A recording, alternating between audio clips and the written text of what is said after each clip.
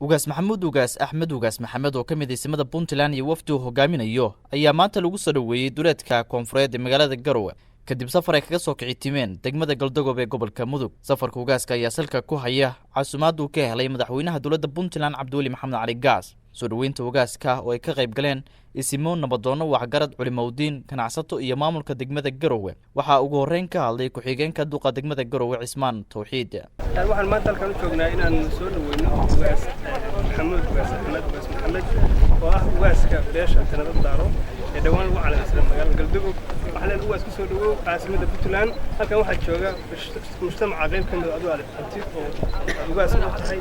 waxaan leen soo dhawow sidoo kale qaar ka mid ah nabadoonadii ka qayb galay soo dhaweynta ugaaska oo iyaguna warfidiyeenka kula hadlay goobtii lagu soo dhaweynayay ugaas maxamuud waxa ay sheegeen halka ay ummadda Soomaaliyeed ay ka dhaqan tahay inay tahay odayaasha dhaqanka loona baahan yahay in soo dhaweyn iyo maamuusba loo sameeyo.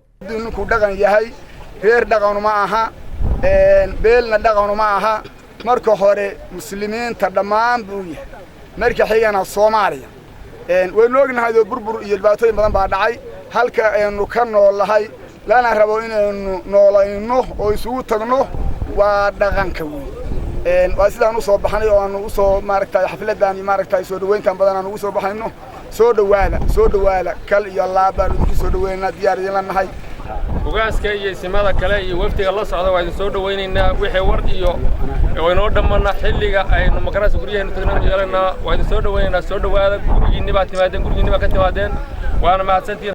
ugaas maxamuud ugaas axmed ugaas maxamed oo ugu dambeyn ka hadlay munaasabada soo dhaweynta ah ee loo sameeyay waxa uu salaan kadib sheegay in safarkiisu uu ku saleysan yahay casuumaad uu ka helay madaxweynaha Puntland Cabdiweli Maxamed Cali Gaas. وبين السعين على أمور الدنيا والدين وصلى الله وسلم على سيدنا محمد وعلى آله وصحبه وسلم.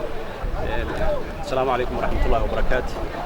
ولا لي أساس ويسيدي اسمه الوهرة والشيغان أنا قارك أكون بيت وفد بلارن وأنا أكمل وحنا وصلنا دولة بوتلاند مرتقال الوفدي مدحوين محمد عبدولله محمد علي قاس وارث ورئيسنا إن شاء الله ديال الله. السلام عليكم ورحمة الله وبركاته.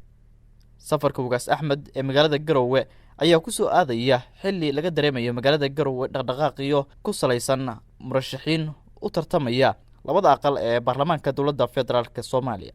Cabdi Fataax Cabdullaahi Kalsan TV Garowe.